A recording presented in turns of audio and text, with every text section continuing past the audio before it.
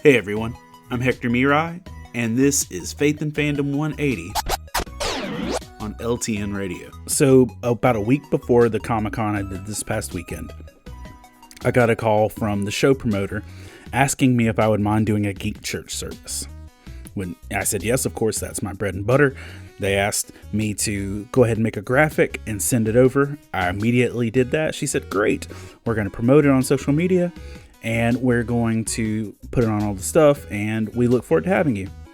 So I shared it on my social media and went on about my day. Showed up at the con on Saturday, business as usual.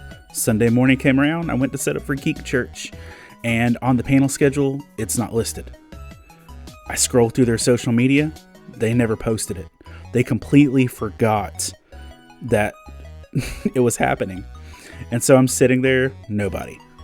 And I wasn't incredibly discouraged, but I was a little discouraged. And so I went back to my booth.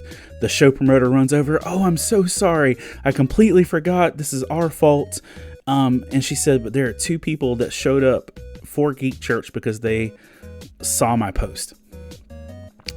And so I knew who it was based on what they said. So I messaged that person. I invited them to come over to my booth.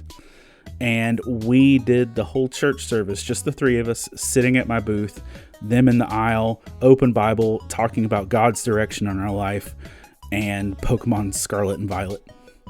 And it was a really good, encouraging time.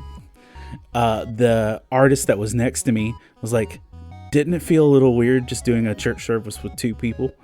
And I said, nah, dude, I was actually really excited about that because we're celebrating. Before there were none, and then there were three.